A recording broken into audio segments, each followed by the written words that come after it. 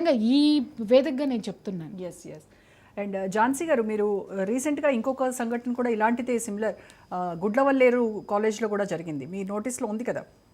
So same అలాంటి ఇదే ఇక్కడ కూడా రిపీట్ అయింది. మరి ఇక ముందు ఇలాంటివి చూసి ఇదే ఒక ట్రెండ్ లాగా మారి ప్రతి ఒక్క ఇలాంటి పైశాచిక పనులకి అలవాటు పడరని గ్యారంటీ ఏమన్నా ఉందా? దీనిపైన మేనేజ్మెంట్ ఖచ్చితంగా స్పందించాలి. వాళ్ళు ఎటువంటి ప్రికాషన్స్ తీసుకుంటున్నారు, ఎటువంటి ఏర్పాట్లు చేస్తారు ఇక ముందు పునరావృతం కాకుండా ఉండడానికి? ఖచ్చితంగా వాళ్ళు మాట్లాడాల్సిన అవసరం ఉంది కదా. తప్పకుండా ఉందండి. ఇది ట్రెండ్ కాదు, ఆల్రెడీ ట్రెండ్ నడుస్తుందండి. ప్రతి విద్యా సంస్థలో ఏదో ఒక చోట, ప్రతిరోజు ఎక్కడో ఒక చోట అమ్మాయి అనేక రకాలుగా వేధింపబడుతుంది. విద్యా సంస్థల్లోనే ఈ విధంగా ఉంటే ఇంకా ఆడపిల్లలకు రక్షణ ఎక్కడ ఉంటుంది అనేది సమాజము, ఈ ప్రభుత్వం కూడా ఆలోచించాల్సినటువంటి అవసరం ఉంది.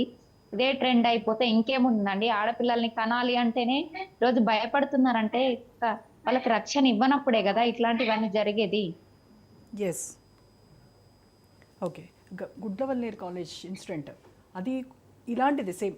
అంటే ఉన్నాయి అన్నారు, లేవన్నారు, ఉన్నాయి అన్నారు, లేవన్నారు, 4 రోజుల్లో అయిపోయింది, కథం. ఎవరు మళ్ళీ దాని గురించి ఎవరు మాట్లాడరు.